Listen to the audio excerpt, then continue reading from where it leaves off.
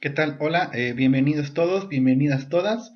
Vamos a estar observando el siguiente video. El título es Ideologías posteriores a la independencia de México. Y bueno, esperamos cumplir el objetivo de conocer las principales características de las ideologías liberal y conservadora. Además, también buscamos reflexionar sobre la diferencia entre estas dos filosofías políticas posteriores a la independencia de nuestro país. Y bueno, esta sería la presentación. Vamos a comenzar. Bueno, vamos a dividir entonces esta presentación en dos partes. Son dos ideologías las que van a estar, digamos, dominando la mayor parte, ¿verdad?, de la población posterior a la independencia de nuestro país. Y entonces, en primer término, vamos a hablar de los liberales. En la parte de arriba vamos a poner la característica y abajo la explicación. El cuadrito que ve usted abajo es la explicación. Y bueno, vamos a comenzar con los liberales. ¿Qué logia masónica era la que dominaba a los liberales? Pues era la yorquina. Esta logia masónica yorquina es original de Estados Unidos, va a llegar a nuestro país, por supuesto, posterior a la independencia de México, y su propósito era cambiar la forma de vida, ¿verdad? Porque pretende dejar atrás los privilegios del anterior orden. Su bandera de lucha principalmente tiene que ver con la igualdad entre ciudadanos. Recordemos que las logias masónicas son estos especie de partidos políticos. Yo podría decir que se parece mucho a un partido político, aunque no necesariamente lo es. Y bueno, al final, en este caso, los liberales mexicanos van a ser parte de la logia masónica, llamada yorquina, que obedece sobre todo intereses que tienen que ver con la ideología y la forma de ser de los estadounidenses. Aquí tenemos entonces esta logia que busca sobre todo dejar atrás los privilegios del anterior orden. ¿Qué más podemos liberales, verdad? Que es regularmente como se les conoce a los miembros de los yorquinos. Y bueno, en cuanto a los liberales, ellos proponían que hubiera una forma de gobierno que fuera una república federal. Y entonces en este caso, los liberales proponen que México tenga una división territorial a través de estados independientes, así como tenemos actualmente el día de hoy. México es una república federal donde cada uno de los estados son independientes entre sí. Y entonces, pues por supuesto es una copia al modelo estadounidense, porque en este caso es incluso el mismo nombre, Estados Unidos de América.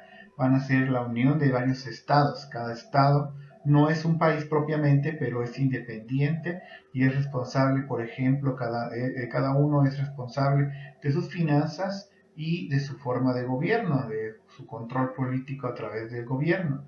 Y aquí entonces los liberales consideraban que era la mejor forma de gobierno y era la que debía tener nuestro país, porque al final así entonces había una cuestión de mayor autonomía entre los estados. Y así entonces, por ejemplo, hasta el día de hoy, tenemos el caso del Estado de México, San Luis Potosí y Durango, que tienen la responsabilidad de sus finanzas, el cobro de impuestos y también cuestiones relacionadas a su gobierno.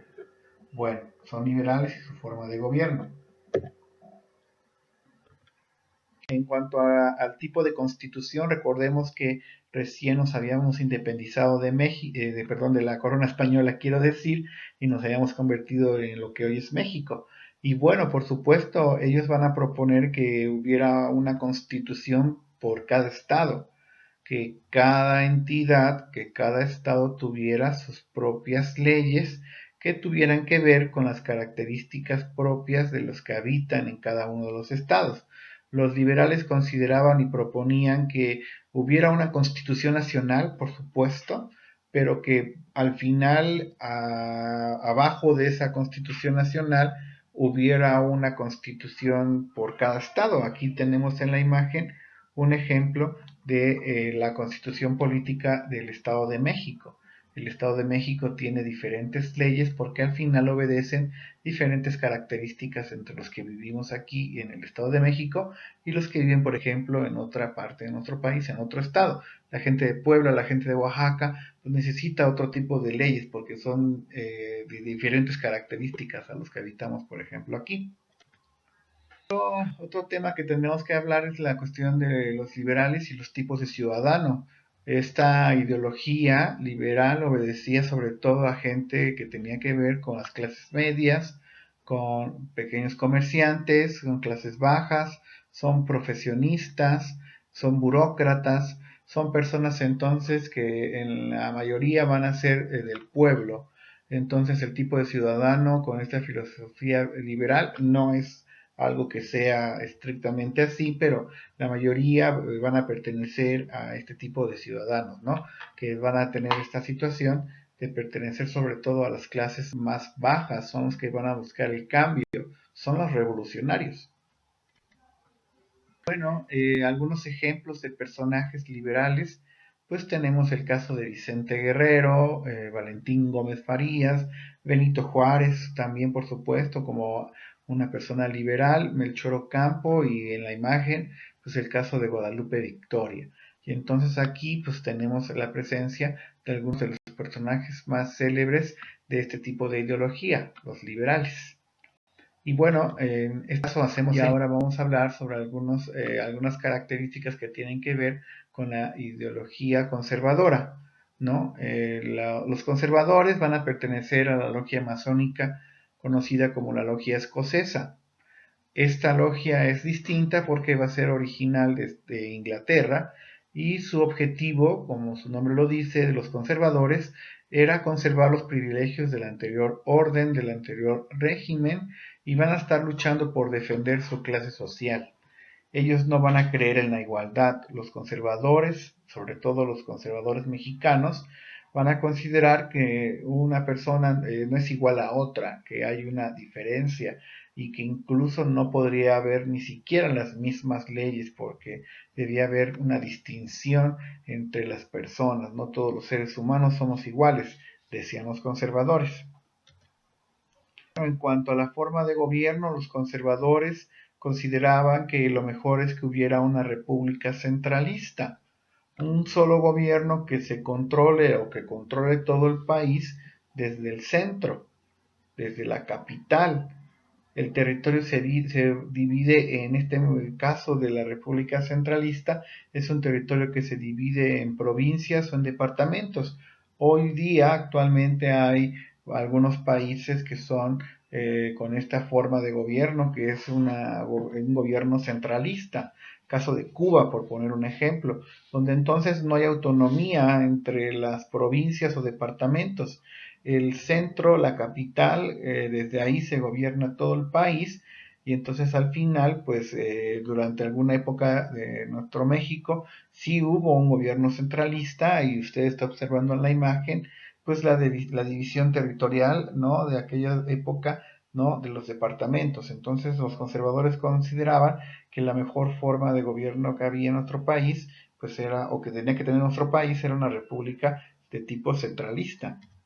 En este caso, en cuanto a la Constitución, los conservadores pues tenían la situación de querer imponer la existencia de una Constitución nacional, una Constitución donde hubiera las mismas leyes para todos los mexicanos y que al final para ellos su argumento de defensa de esta idea es que una Constitución de tipo nacional pues va a generar mayor unión entre los habitantes.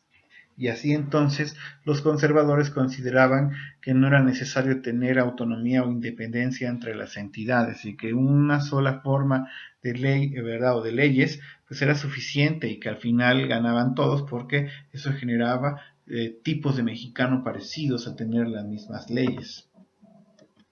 En cuanto al tipo de ciudadano, en el caso de la ideología conservadora de los conservadores mexicanos, pues aquí vamos a encontrar a gente rica de nuestro país.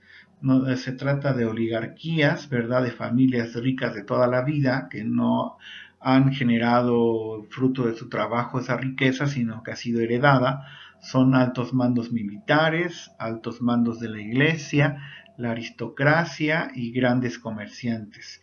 Y así entonces encontramos una diferencia en cuanto a la cuestión de los liberales, porque aquí encontramos a las capas que pues no quieren perder sus privilegios, a pesar de que ya nos independizamos de la corona española, pues los conservadores mexicanos están en la búsqueda de que las cosas permanezcan igual, como si todavía hubiera un control a través de una monarquía, por poner un ejemplo, ¿no?